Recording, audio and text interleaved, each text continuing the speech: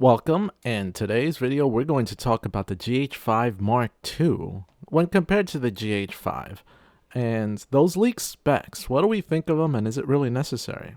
So my name is Magnus. I like to talk about cameras and all the tech behind them and basically just talk. So if you like to listen to camera talk, then go ahead and hit that subscribe button and hit a like if you like this video. Give me a chance. Here we go. So now the GH5 Mark II. That was recently spec announced online. You could look it up on different websites that were reporting on it, and they pretty much had the whole spec list released. And most people are asking the same question as to why is this coming out? Where's the GH6? Where's the enhanced upgrade that we were expecting? 4K 120 frames per second at the very least, if not some higher resolution recording modes. That's all fine and dandy, but it didn't seem to be what the plan was for Panasonic at the very least. So looking at the specs in front of me right now, I think the only relevant specs that I could find that are different when compared to the original GH5, which I have here, is that you'll be able to record 4K at 60 frames per second in 10-bit 420. Now that's different from what the GH5 can do, because the GH5, it can do, as you can see right here in this screen, 8-bit 420 for 60 frames per second in 4K. So now the GH5 Mark II will be able to do 10-bit 420. It won't be 422, unfortunately. It'll be 10-bit 420. But at least that's a minor upgrade that you get here. And it's still going to be the same sensor relatively, so it's going to be a 20 megapixel sensor. We're hoping that it improves its depth by defocus autofocus capability, because on the GH5 their autofocus is just atrocious. And of course it'll have some of the best class-leading in-body image stabilization out there, so that'll still be good. But essentially it seems like we're still getting a GH5. Now, one thing I do enjoy about GH5 is its dual card slots, so that's definitely a plus. But other than that, what's the point? Now, it's releasing less than the GH5S because this is a GH5 Mark II. It should not be compared with the GH5S because that's in a different league. GH5S is a camera with less resolution and no in-body image stabilization, but it has dual gain sensor. That way you can actually do better in low light, where the GH5 is more of a kind of a do-it-all type of camera with its in-body image stabilization and of course its higher resolution that allows for more detail in when you're taking photos. But the GH5 also doesn't perform as well in low light when compared to the GH5S. So this GH5 Mark II, not a GH5S Mark II, the GH5 Mark II is priced in between the GH5S and the GH5 because it's a better GH5, but it's not a GH5S, which is different and has a little bit more enhanced features for recording, minus the in-body image stabilization. And that's kind of a shame, but at the same time it seems that Panasonic might just seem to have a better body for the GH5 with maybe a few more features that they can throw in there just to get rid of probably any excess micro four thirds sensors that may have. Now, why do this?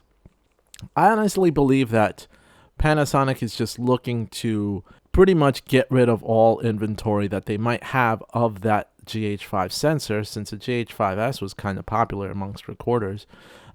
But the GH5 sensor still has relevance. The GH5 is an excellent camera, minus the autofocus, like I stated before.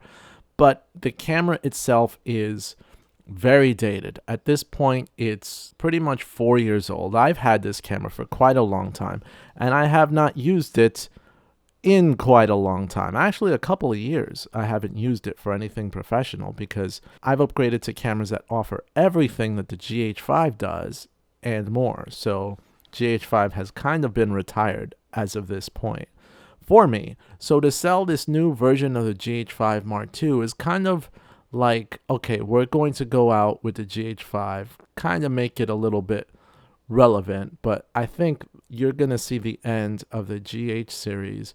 Maybe with a GH6 you'll see something like very much enhanced, but before they release that body. They wanted to give you just kind of a last splurt. I think it's diversifying its camera audience way too much, personally. I don't think it makes any sense to have a GH5 Mark II. I do not believe it's going to sell well at all. But I do think that they're phasing out any production of GH5 because they're just going to focus on the GH5 Mark II body until the GH6 comes out, which is next year. So why not focus your energy on that? Is it because the GH6 is not ready? Is it because GH6 is having some productivity issues? Perhaps you've got all what it takes to make a GH5 Mark II because those parts you might have plenty of. But to design a GH6 with everything that they would need to build it might be the problem as to why a GH6 might be delayed down the road. And to captivate a somewhat new and excited audience and not keep us waiting so long for a follow-up, it's just slap an internal body, similarly maybe put in a new processor, not spend too much money, but release a GH5 Mark II so that people don't expect a whole new revolution of the camera, but you can still, people get excited about the Panasonic Lumix brand and focusing as well on the GH series. That way people are still, Micro Four Thirds is still relevant in conversation before the GH6 comes out and just blows everybody out of the water.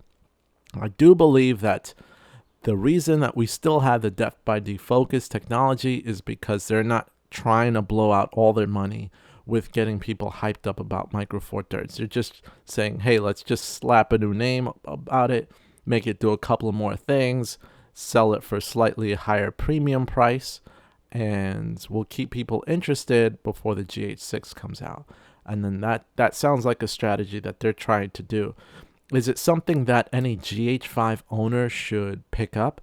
I don't think so. If you own a GH5, I don't believe there's any reason that's relevant enough to have you fork over another $1,000+ on another Micro Four Thirds GH5. Not necessary. Now, if you're looking to add another GH camera in your arsenal and you want it for filming, you have two options. You either get the GH5S or the GH5 Mark II. I don't think there's any reason to buy the original GH5 anymore once the GH5 Mark II comes out. So this will definitely be faded out because it'll be considered unnecessary. So that's my thoughts on it. But what do you guys think? Do you think it's even relevant to release this camera? Let me know in the comments down below. And thank you for listening to this quick little video on the GH5. And we'll see what we got going here. So stay tuned. See you later. Bye-bye.